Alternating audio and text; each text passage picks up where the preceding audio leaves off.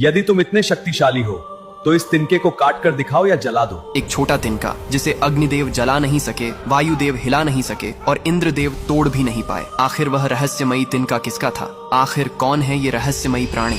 कहानी शुरू होती है समुद्र मंथन के बाद। जब देवताओं को अमृत प्राप्त हुआ तो वे स्वयं को अजेय और सबसे शक्तिशाली समझने लगे। इंद्र, अग्नि, वायु और अन्य देवताओं के मन में धीरे धीरे अहंकार भर गया। वे सोचने लगे कि असुरों पर विजय केवल उनकी शक्ति से हुई है। देवताओं के इस बढ़ते अभिमान को देखकर भगवान शिव ने उन्हें शिक्षा देने का निश्चय किया। उन्होंने एक रहस्यमयी यक्ष का रूप धारण किया और देवताओं के सामने प्रकट हुए। यक्ष ने देवताओं से पूछा, तुम किस बात पर इतना गर्व कर रहे हो? देवताओं ने उत्तर दिया कि वे संसार के सबसे शक्तिशाली हैं और कोई भी काम कर सकते हैं। तब यक्ष मुस्कुराया और उसने जमीन से एक छोटा सा तिनका उठाकर उनके सामने रख दिया। उसने कहा, यदि तुम इतने शक्तिशाली हो तो इस तिनके को काट कर दिखाओ या जला दो। सबसे पहले अग्निदेव आगे आए। उन्होंने कहा कि वे सब कुछ जला सकते हैं। उन्होंने अपनी पूरी अग्नि शक्ति उस तिनके पर लगा दी, लेकिन तिनका जला ही नहीं। फिर वायुदेव आए और बोले कि वे पर्वत तक उड़ा सकते हैं। उन्होंने पूरी शक्ति से उस तिनके को उड़ाने की कोशिश की, पर वह हिला तक नहीं।